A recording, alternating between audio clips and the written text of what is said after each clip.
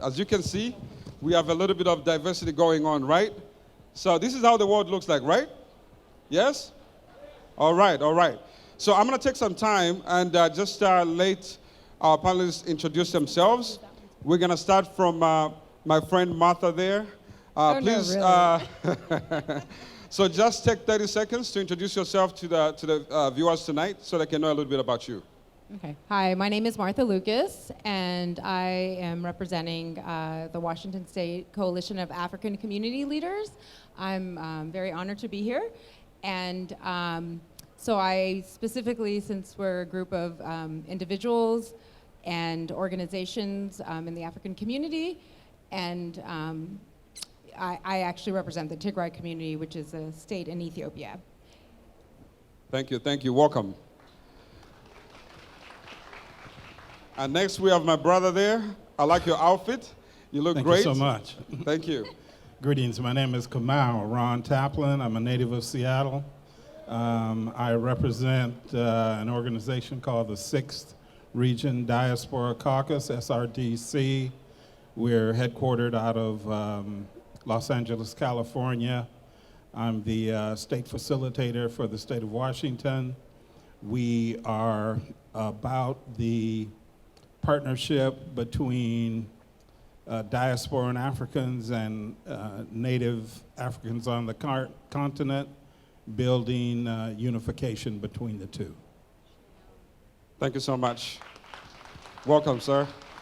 And please introduce yourself. My name is Tizita Asafa. I am a community builder, bridge builder. I love to bring the essence of Ethiopian gorgeousness. I hear that. Gorgeousness, along with American gorgeousness, especially Black American gorgeousness. And I wear my skin happily, and I want to celebrate that, especially this. Take your time, take your time. I don't take it for granted that we celebrate Black History Month. Can we put our hands on the earth or where our feet lie and really say ashe to the people who have come before us and who have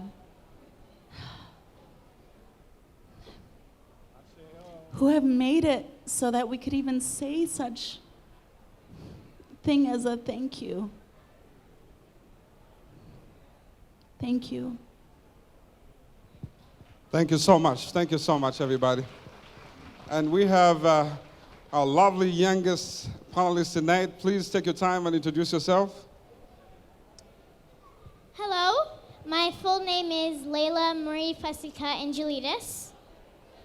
This is my first time at One Vibe, and I'm really excited to be here. I'm a 5th grader at Sunny Hills Elementary and a member of Student Council. One of my priorities was making sure that we can increase the visibility of Black history at our school, like you said. I was born in Ethiopia and started getting involved in my parents' literacy efforts when I was 3 years old. Open Hearts Big Dreams started as a library built in my town of Bahadar and has since then grown into a not-for-profit focused on literacy, art, and technology projects for K-12 kids in Ethiopia. Another thing was to increase the literacy rate, which still remained at 50% for the whole country and was worse for women and girls. We started a Ready, Set, Go books. Its goals was to provide thank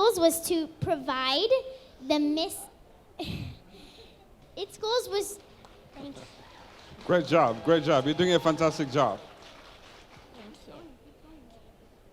Its goal was to provide the missing early reader books that were culturally appropriate and helped kids learn to love to read. Excellent work, excellent work.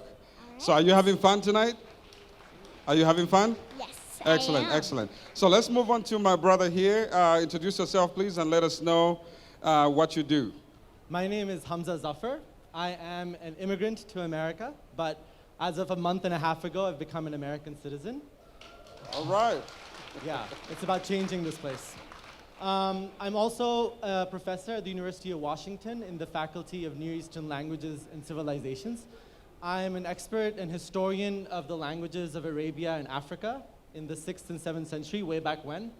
And I'm part of an initiative on campus, which is called the Horn of Africa Initiative, which is to fix a problem that we're facing on the university campus, which is an underrepresentation of Africa in our curriculum, in our scholarship, in our community engagement. I'm part of this initiative alongside many other faculty members at the university, both people of African heritage and people that are allies. And I'm here to connect with the community and build bridges that will propel our initiative forward on campus. Thank you. Excellent work, excellent work, excellent work. All right, so I'm going to start with my brother Kamau. So this question goes to everybody, but in respect of time, we're going to try to speed it up a little bit. Yes, sir. So we are living in an interesting time, right? Where there's a lot of people going in different directions. It's really difficult to bring people together. But definitely Kijiji Night did that tonight, right? Yes? All right. So in regards with what you do, there's a word called Pan-Africanism. How many of us know the word Pan-Africanism? There we go. So in your own words, please describe what Pan-Africanism means to you with your platform that you have, and how can you use your platform to push the narrative of Pan-Africanism to the rest of your neighbors, your friends, your church, your community, and the world at large? I look at Pan-Africanism as the literal fulfillment of the vision of one of the greatest prophets sent to us by the Most High, Marcus Mosiah Garvey, who asked us to look to Africa as the fulfillment of his dream to unite the global African family. Garvey, the Jamaican, who built the largest Pan-African movement in history.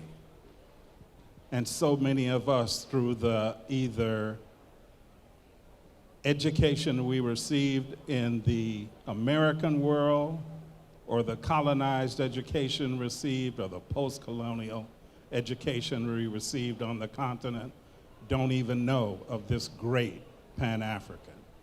Excellent, sir, excellent. So I guess, Kizita, you are next. What does Pan-Africanism mean to you? I'm going to stand up for this Yes, one. please, if you could.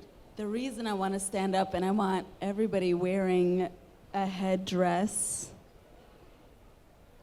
an outfit that shows off their Pan-Africanism, because that's what it is. It's that we show up every single day in the beauty that we are. I don't want to be hidden. I don't want to be marginalized, as is frequently done. Stand up, all of you. Seriously, you think I'm joking? Stand up, I see you. I see you. Stand up, please. Please, stand up with me. You think that this is easy for me. No, it's not. Please stand up, please crown, please queen and king, please stand up, please. Yes, that's what Pan-Africanism is that we're holding hands across the ethers, and we don't even know each other, but we know one another, don't we? Stand up. Very well said, very well said. Thank you so much. Thank you, Ms. Kizita. I think we're going to save the best for last. I'm going to jump over to my brother here. And so in your thoughts, in your own My processing of feelings about things, Pan-Africanism. yes, what does that mean to you? And how are you using your platform to make sure that you're pushing the narrative? You see, as an immigrant to this country, it's very important, and as an immigrant from a community that's embattled, as a Muslim American, it's very important at this stage for us to find common ground. Pan-Africanism to me represents an ideology of finding common ground. Africa is a very diverse place. I'm a historian of Africa. It's a very diverse place, People in the north, south, east, west have vastly different lifestyles, orientations, attitudes. Pan-Africanism represents common ground. In Arabic, we say kalimatun sewa, a shared word. It represents a shared word, which to me is a much more powerful and attractive ideology than the ideology of drawing boundaries and national and cultural groups. So as an immigrant, as a new immigrant, as a member of a minority, Pan-Africanism represents to me an elevated ideology of making community, of building bridges. Excellent. Well, do we like the answers they're giving us? Excellent. But you see how diverse they are, right? And that's, I'm learning something every day. I'm learning something. So Martha, let's turn to you. If you could please explain to the audience what Pan-Africanism means to you. You may stand up if you want to. Okay. So Pan-Africanism means to me the same thing as Kijiji Night, which I feel Simon brought us together, which is the village. And in the coalition, we're able to bring together all the different regions, as was brought up, and from the north, the south, the east, and the west. And through that umbrella, we're able to showcase not only the diversity, the innovation of the different talents and the individuals that make up our continent, but we're also able to collaborate and share resources, especially for the smaller communities, African communities in our state. And what that has turned into, I just want to say, with, as an example, with the youth project, Youth Marijuana Prevention Project, we've been able to see two communities that have been traditionally battling, right, for grant resources and other things, come together and see that, you know, their issues of, they're seeing in their youth is not just their own, that they both have it. And the fact that, as we all know, the power of volunteers is so sacred and scarce that by them coming together, they're able to make the workload lighter, just like the village concept. And that has turned into watching before us some natural leaders, as we always often have, right, in our communities, step up and feel comfortable talking to funders and feel comfortable taking the lead. And not only that, but we're seeing the youth come along. And when you're with youth, they'll always even point out things that you don't even see, right, from your own lens.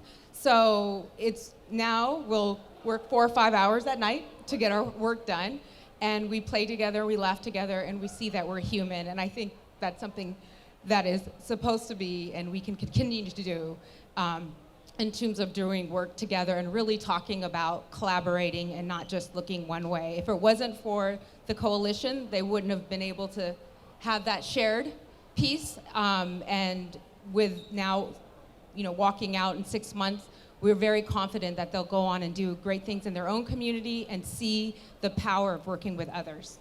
Excellent, excellent. Give hand for Martha, please. Thank you so much. So, sweetheart, how old are you again? 11. 11 years old. I don't remember being that smart at 11. So you are definitely ahead of my schedule for sure. So thank you for being here tonight. So in your own words, what are you doing with the platform that you have to push the narrative of Pan-Africanism? I know you're young, but what are you doing to make sure that you amplify Pan-Africanism? Well, I've got to be honest. Before this panel, I was not completely familiar with the term, but me and my mom did some research, and we both really liked the summary, and I'm going to have to read it so I can make sure I get all the words right. Let's do that. The ideology asserts that the fate of all African people and countries are intertwined. At its core, Pan-Africanism is a belief that African people, both on the continent and in the diaspora, share not merely a common history, but a common destiny. Excellent work. I would love to know where you found that, because that's interesting, right? So in closing, I would like to bring somebody here on the stage real quick, if I can just introduce you to the crowd so people can get to see you. And you can come this side. I'm not going to bite you. It's fine. All right. So please tell me your name, please. Eleanor Angelides. All right. So are you having fun already? I'm having a great time. Okay. Okay. So I brought her in front because this young lady has done something tremendous, your family, right? So what is your relationship between you and that young lady right there? That is my youngest child. Okay, so how, for the sake of the audience, I know the story, but how did this whole thing come together for you to end up together with your lovely daughter there? Well, Layla came and joined our family at 6 months old here in Seattle. And I'm a child of immigrants, and my husband is also an immigrant. My parents came via Indonesia and Australia and the Netherlands. My husband is from Greek. And it was really important for us, with a child from another country and another continent and even another race, to stay connected to where she came from. So our work really started trying to connect one child back to her country and her culture. And in order to do that, we wanted to authentically be a part of that country and that culture by participating, by contributing, by figuring out where we could be a part of the solution. So for me, Pan-Africanism is about us all being global citizens, and that we're all part of the human race, and we're all in this together. And as I like to joke with people, given the history of humanity, we're all Ethiopian. So with that, I will turn it back over. Absolutely, absolutely, absolutely. Thank you so much. Thank you, everybody, for taking your time to listen to us. Thank you, the panelists. You've been great, and thank you for your great answers.